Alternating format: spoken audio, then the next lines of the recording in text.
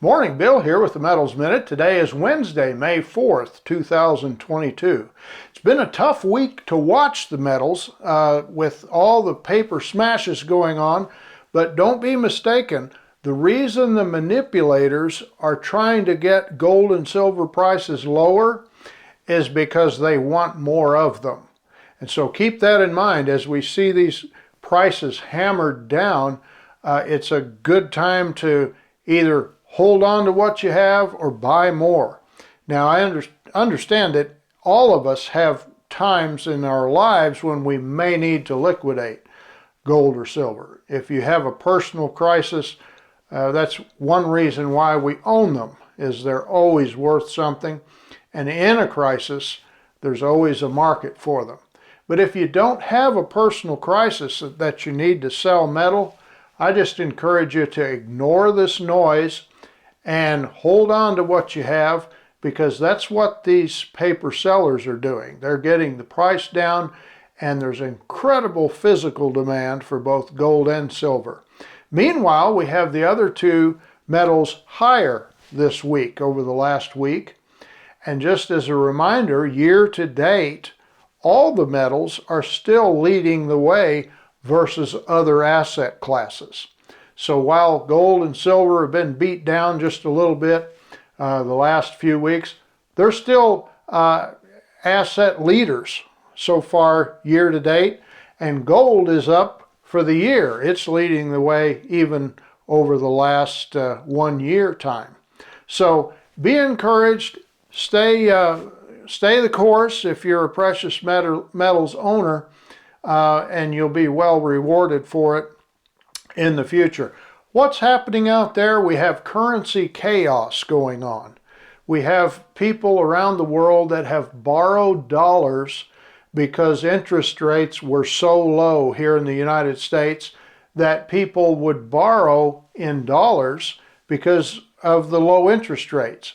Well, now we have the dollar strengthening, and part of the reason is there's so much dollar-denominated debt that there's a demand for dollars that's helping to push the value of the dollar higher as people are trying to pay their dollar-denominated debt around the world. And so it's kind of a perverse way of looking at things. It seems like the higher our debt goes, and now our currency is getting stronger against most world currencies. I say most because, ironically, the one currency that we were trying to weaken as a nation, their currency has grown beyond what it was when we imposed the last sanctions on them, and that's the Russia currency. And one of the reasons for their strength is their implied and their open discussions they're currently having to peg their currency to gold. Now, previously, they had made an official peg.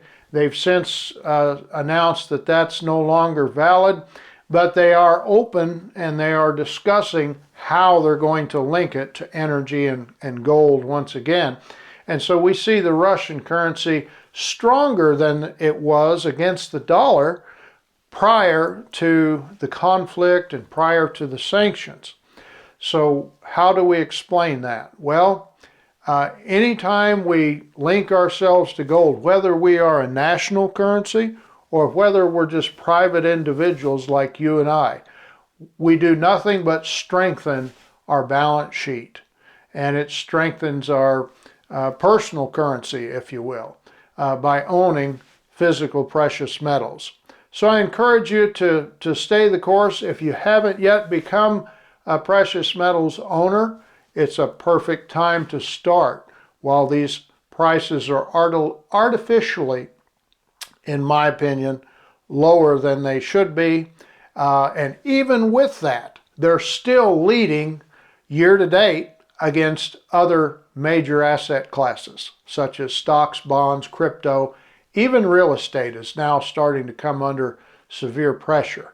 And so with interest rates expected to rise a little bit, this will continue to help gold and silver and platinum and palladium in the days and years ahead. Thanks a lot for tuning in. We'll see you again soon.